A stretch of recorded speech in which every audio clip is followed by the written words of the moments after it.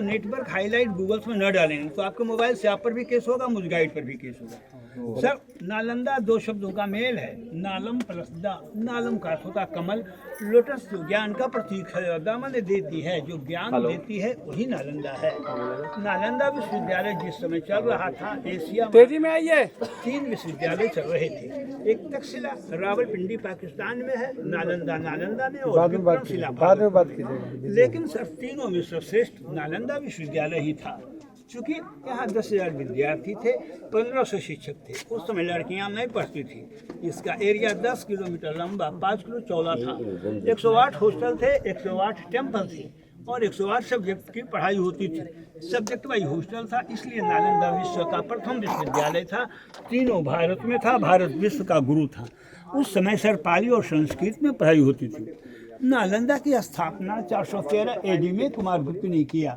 7वीं में हर्षवर्धन ने विस्तार किया और 9वीं देवपाल के समय में यह विश्व में विख्यात हुआ। 5वीं से 12वीं तक लगभग 800 वर्षों तक चलने के बाद 12वीं के अंत में 1196-97 में अफगानिस्तानी आक्रमणकारी बख्तियार खिलजी ने इस नालंदा को जलाया और नष्ट किया। उसके बाद सर एक भूकंप से ज्योग्राफिकल टर्म से मिट्टी से ढक गया। इसके ऊपर खेती हो रही थी। जैसा कि टीलानुमा आने के क्रम में आप दाएं बाएं साइड में देखे हैं, अंदर भी गाइड में दिखाऊंगा। आर्कियोलॉजिकल के पिता कहलाते हैं डॉक्टर ए कलिंगहम। उन्होंने 1861 में हुएंगसांग की डायरी को चाइना में देखा। हुएंगसांग 7वीं शताब्दी में आए थे। वो यहाँ के छात्र थे, अध्यापक का काम किया। उनकी डायरी का नाम था CUT, जो चाइनीज भाषा में था। डॉक्टर ए कलिंगहम ने अंग्रेजी में ट्रांसलेट कर इसकी खुदाई 1915 से 37 और 74 से 82 22-30 वर्षों की खुदाई में 1 किलोमीटर की खुदाई हुई है। मैं आप सबों को जो कुछ भी इंफॉर्मेशन देने जा रहा हूँ, मेरी अपनी कोई कल्पना नहीं। अकॉर्डिंग टू हुएंगसांग की डायरी के अनुसार यहाँ 3 लाइब्रेरी थे, रत्न सागर, रत्नदधि और रत्नंजक। रत्न सागर पुस्तकालय 9 मंजिले थे, 9 करोड़ पुस्तकें थी। पुस्तक कॉपर प्लेट की थी। नालंदा को जलाया, नालंदा 6 माह तक जलता रहा। जलने का प्रमाण नालंदा की दीवारों पर है। मैं गाइड आपको दिखाऊंगा। सर उसमें प्रवेश के लिए यहाँ 4 भव्य गेट था। गेट पर गेट कीपर को द्वार पंडित का दर्जा प्राप्त था। गेट कीपर ही विद्यार्थियों की मौखिक परीक्षा लेते थे। 10% सफल होते थे, 90 गेट से लौट जाते थे। सोचिए, जहाँ का गेट कीपर ही स्कॉलर हो, आचार्य का फिर क्या कहना। आचार्य पंडित शीलभद्र, नागार्जुन, धर्मपाल, अंतरिक्ष शांति, देवाती दीपंकर आदि विद्वान हैं आज। सर नालंदा का ही देन है कि लोग आज प्रवेश परीक्षा ले रहे हैं और नालंदा का ही देन है कि आज कंपटीशन प्रतियोगिता भी ले रहे हैं। सर हम लोग जिस गेट से अंदर की ओर, ये नालंदा का मेन गेट नहीं है। यह एक 10 फीट मोटी दीवार है, काटकर रास्ते का रूप ऊपर से आर्कियोलॉजिस्ट ने रिपेयरिंग किया है। आप टूरिस्ट को कंफ्यूजन न हो, ASI ने 61-62 में रिपेयरिंग किया है, डेट को वो अंकित किया है। अच्छा ये बताइए, ये जो हम 90 में आए थे तब बिल्कुल वो उजाड़ लगता था। ये सब फिर से रेनोवेशन कब हुआ? रिनोवेशन हुआ सर 20G के अनुसार आप देख रहे हैं। 24 जून को यहाँ 173 प्रदेश के लोग आए थे और उस क्रम में ही यहाँ का जो भी मैंने मॉडिफिकेशन आप देख रहे हैं। कौन साल? इसी साल। हाँ, 24 अक्टूबर 24 जून को। 90 में बिल्कुल समय कम है। सीमेंट जहाँ देखेंगे आर्कियोलॉजिस्ट ने रिपेयरिंग किया है। जिस समय नालंदा की स्थापना हुई थी, सीमेंट का आविष्कार सब नहीं हुआ था। चूना सुर की बालू उलट के दाल अब बेल के रस से दीवार को, उस समय के दीवार को आप देख रहे हैं। ये लेयर सरपाशी कुमार गुप्त का है और ये 7वीं हर्षवर्धन का, ऊपर है देवपाल का। सर होता क्या था, 200 वर्ष बीतने पर जब जय में एक राजा के इम्पोर्टेंस को ढक के कवर करके हर्षवर्धन और देवपाल ने बनाया। आया जाए, मैं यहाँ से एक्सप्लेन सर करता हूँ। नहीं, एक चीज़ कन्फ्यूजन ये हो रहा है कि ये जो ईंटा है उसी समय का है। उसी समय का, यस सर, उसी समय का। और इसमें सीमेंट डाला गया बाद में कुछ ईंट जो है उसमें नाम लिखा हुआ, उसमें कुछ अच्छा नाम नहीं, वो ये साइन वहाँ जो रिपेयरिंग किया रिपेयरिंग किस तरह से, मतलब सीमेंट डाला है उसमें? नहीं, सीमेंट नहीं डाला, माने चूने सुरके से रिपेयरिंग चूना सुरके या सीमेंट का भी। आप इसके छत पर खड़े हैं। 200 वर्षों के बाद सर जब डैमेज हुआ तो इसको ढक दिया गया और दूसरा हर्षवर्धन ने बनाया, फिर ऊपर सर देवपाल ने बनाया। 5वीं के कमरे के दरवाज़ा सर्दी बंद है, बगल में बरामदा और आंगन ही क्लासरूम होता था जहाँ विद्यार्थी पढ़ते थे। 7वीं और 9वीं हॉस्टल के कमरे सर यहाँ डैमेज हैं। दूसरे हॉस्टल में श्रीमान को दिखाऊंगा। ये बीच का दीवार 6 फीट है और ये दीवार सर 8 फीट। पूरा नालंदा 3 फीट से 12 फीट तक दीवार की मोटाई है। नेचुरल एयर कंडीशन और साउंड प्रूफ है। गर्मी के दिनों में ठंडा और ठंडा के दिनों में गर्म। चला जाए हॉस्टल के कमरे हैं। जी हाँ, हॉस्टल के। आप सबों से अलग होने लगेंगे। आपको जो भी प्रश्न पूछना होगा पूछ सकेंगे। चलिए सर, नालंदा का टेक्नोलॉजी एक्सप्लेन करेंगे, आप दंग रह जाएंगे। आज से 1600 वर्ष पहले नालंदा का क्या एयर कंडीशन कमरे बने हैं, क्या छत और क्या बिजली है। आप सर इतिहास इसको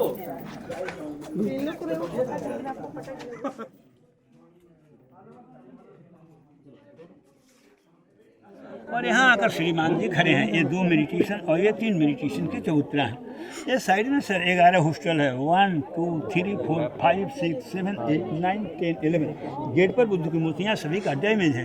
ये हॉस्टल है जहाँ विद्यार्थी रहते थे, आंगन में पढ़ते थे, स्टेज गुरुजी शिक्षा, सामने मेडिटेशन, बीच में कोई दो था सर। ये सिंबुला, इसके बाद 4.5 किलोमीटर दक्षिण और 4.5 उत्तर मिट्टी से दबा है, जिसके ऊपर घनी आबादी है।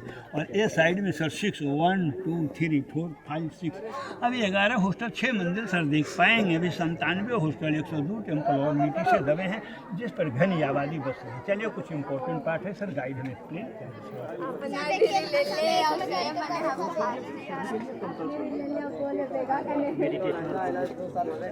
ये बहुत धार्मिक ही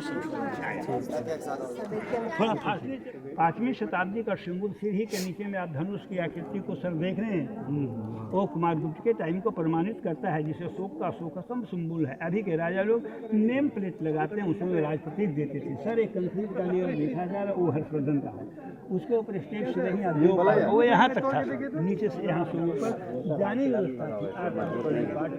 5वीं शताब्दी में हर 200 वर्ष पर विश्वविद्यालय को बनाया गया। उस समय बिहार, बंगाल, उड़ीसा तीनों एक ही स्टेट में। सर जो 579 में एक्सप्लेन कर रहा हूँ,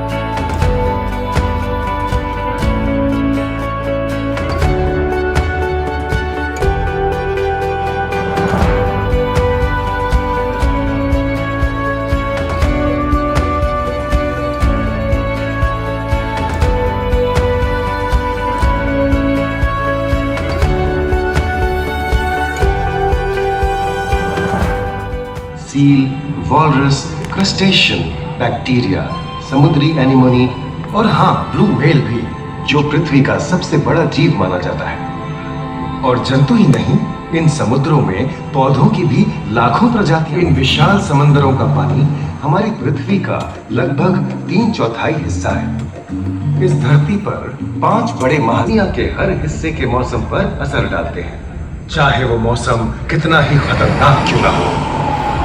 हमारी ही तरह पानी के नीचे पनपता हर जीवन सूरज की रोशनी पर निर्भर है। जी हाँ जनाब, सिर्फ ये जंतु, मछलियां, पेड़ पौधे ही नहीं, बल्कि बैक्टीरिया जैसे सूक्ष्म जीव भी सूरज से ऊर्जा पाकर खिलखिला रहा है। देखा इसे? अपने चेहरे की पोजीशन ऐसे बदल रहा है जैसे किसी स्पा